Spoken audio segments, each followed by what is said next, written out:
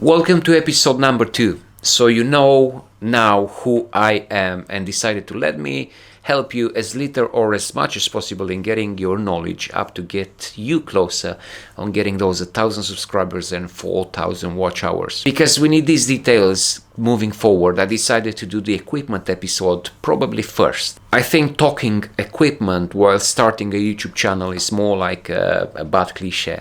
People avoid talking about it and the importance of it. You want to have a very good video quality and you want to have a good quality sound and obviously a good light. As a disclaimer, I'm not a professional and I don't edit professionally. I would not say my light and the way I film is probably the best, or the way I record audio is the best. I would not consider myself a professional, nor my videos or the light or the quality of the sound is probably the best, but I only want to share my quality and what I've chose for filming and everything else. So then pretty much presenting all that I have and all that I've done to be able to get to those 1,000 subscribers and get approved by YouTube on becoming a partner in less than 3 months. Because I did not know where to start and did not find the perfect video on explaining everything, I started asking questions, watching tutorials and so on. But because I want to share all details quickly and in one place, we'll start sharing equipment I used to use and equipment I'm using now to be able to actually create. Good to know that most equipment I'm sharing is not a must to start with. It's important to know because English is not my native language and my editing skills are not perfect. I thought I would trade this for having a good content firstly, and then good image and good quality. I would say the image and the audio quality is quite decent. It is important that people are finding your videos useful and having the content they actually clicked for. Also, I thought it's important that the quality of the video to be decent. This will only show you're committed on delivering what you want to deliver. Also, because most of the videos are me in front of the camera, I thought I'll offer people a clear image and maybe a clear sound. So let me show you what equipment I'm using and what alternatives you can actually probably have. Maybe number one, most important, a computer. Maybe it's not impossible without it, but for all the edits, controls, and pretty much everything that I do, I use my computer.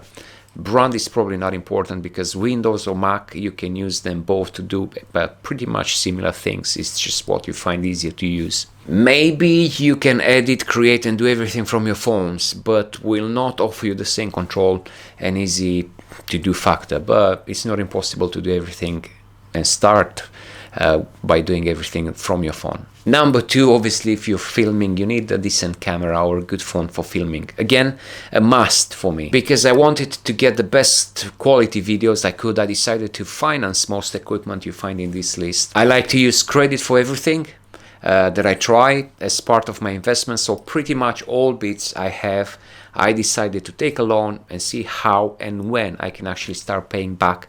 And when I break even on the investment with the money I will actually make from YouTube. The monthly payments for what I had was less than 80 British pounds. So quite affordable from a small YouTube channel. But let's talk numbers and how much I actually earn from YouTube in a later episode. So I decided to buy this from a website, a second-hand, actually used. So for my camera, I use a Sony Alpha 8 6400 mirrorless because it has the flipping display on the back. It can flick over. I thought it'll be a very good camera to start with. I can actually see myself even though it's on a different level from the lens. But trading the value for the quality, it's not very expensive, but very, very, very good in terms of actually filming. For the lens, I decided to also go for a used Sigma 16mm on 1.4 frames, which is Sony E compatible lens. Very good, I would say. Okay, I have a camera, a lens, a laptop where I can actually save the files and edit.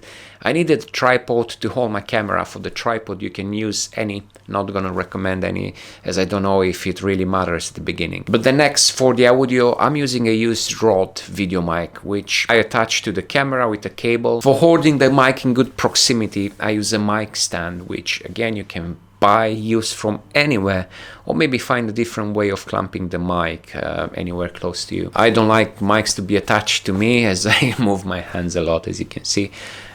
So I like the freedom of speaking to a hanging mic and still have the decent audio on the videos. For the lights, I suggest getting a white light from either Amazon or Wish or anywhere. I started with a cheap light, and since then I've managed to get myself a NaN light, which is a softbox from Forza. It's quite decent and I really like it, and I can play with it, even though, to be honest, I only put it there to kind of increase the quality of the video. Since the beginnings I got a prompter, but you don't need this to start with. Things will get a little more complicated with it, but let's mention it and talk about it in probably a different episode and show you how the prompter works and how you can actually use the prompter. But that's pretty much the basics, and this is the equipment I use and keep on using. I haven't changed lots since then. I've probably added the prompter and probably changed the light from a cheaper one into this new one, which is a bit more easier to use and store and everything else.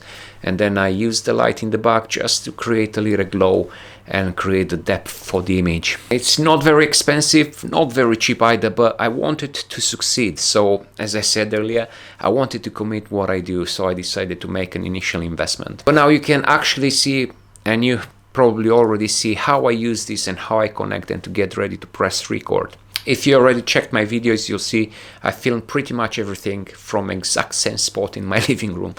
I kind of keep camera at the same kind of place, attach the mic under the camera, and on a decent, it's pretty much in front of me. I would say it's a decent distance. And also the light, I like it from one side and a bit from the above.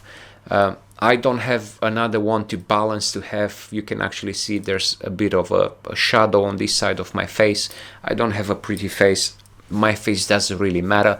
It's the words that are coming out from my mouth, which I would say are important, and that's what's kind of sending the message that I'm trying to send on my YouTube channel. I'm not sure what niche you want to approach, but I would say probably try to invest in things as you go, and don't let the equipment be kind of the stopper for you in getting to actually start. As you can see, I turn all the room lights off and only keep the lamp in the back to create a good kind of the depth for the image and have that, maybe you can see my body in a good kind of glow compared with everything which is kind of blurry in the back. I only use two settings on my phone, which is the ISO, which you can control, and then obviously the frame and how much I can actually control that depth in behind me and behind kind of the things that you want to keep in focus. These are the only settings I ever change or use. Depending on the light,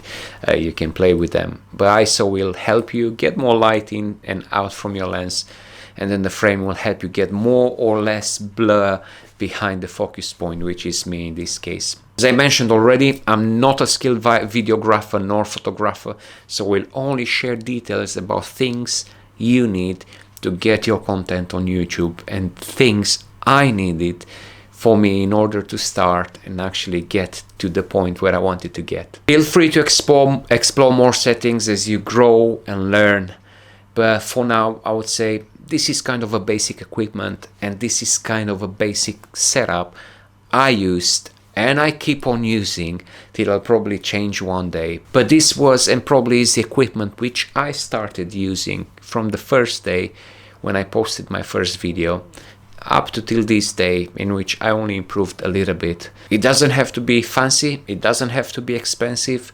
I don't have a proper studio behind me, but these things did not stop me from posting and starting engaging with audience and kind of breaking that 15 years barrier which I had in order for me to actually start recording. If you can afford to buy it, I would say buy it. People say don't bother about buying fancy equipment or doing that. I'm telling you, if you got a good quality video, if you got a good quality audio, it will help you mentally, I would say. If you want to start with your phone, I'm not here to say you can't start with your phone. You can start with your phone, you can start with any kind of lights, just to kind of get good quality on your face, to be able to have that crisp image, and then probably invest in a decent mic to have a decent audio. I'm not saying I know how to edit them all. I'm not saying I know how to get the best B-rolls. As you can see, I ain't got a clue how to do that properly. I'm only presenting the basic skills I learned for me to get to those 1,000 subscribers and 4,000 watchtowers. And I hope my honesty and everything that I share will help you, because you need that push. I try to find decent, different kind of courses for starting on YouTube, but the information is so it's in so many places, you can't find it all in one place, from how to start till to actually maintain what you already started, with equipment, with scripting, with how we do things, how I change as I go. I don't believe in getting into some sort of a frame. I didn't use a frame, I didn't use a magic number, I didn't post it who knows what hours, but you'll see. For now, this is the equipment, and this is how I kind of have my setup. You see everything, where I sit down, how I keep the light in my back. I've got a decent flower, but not because I planned to have it there. It's just the flower in my room. Again, this is not a studio, it's just part of my living room, and this is kind of the angle I'm using for filming everything. And you can see how I put my camera and the light. If you decide to do this type of videos, maybe as a tip, when I put the camera on the stand, and if you want to get this type of image, I kind of tilt it slightly in angle, so I'm kind of looking a bit up and into an angle to the camera. This is kind of the level from my eyes. I try to keep the eyes straight into the lens, and then on top of the lens through the prompter in my case, but you won't need probably the prompter to start with. I can see kind of decently the image, and then you can see I'm looking at the lens now, and now I'm looking at the little screen on top of my camera. It's just to get a good vibe of the background and everything that happens around you, to ensure that everything is in place. Sometimes my wife is telling me, make sure you hide the toys that I got from my daughter everywhere around, and make sure you double, triple check, because if you see in my videos, I'm kind of in those hiding videos in which I'm planting all sorts of different objects. I'm surprised if there are not some objects around me which I forget by playing with my daughter, or I forget putting them in the right place before I actually start filming. But this is me natural, and this is me how I do everything and how I done everything with the equipment I have to get to those 1,000 subscribers. This is enough for this episode. Probably we'll introduce more equipment, and we'll talk about all sorts of different bits when they pop up at the right time. But till then, let's hope we'll see each other in the next episode and see how we need to start on making that first video and making a few decisions for you and your channel and your niche. See you there.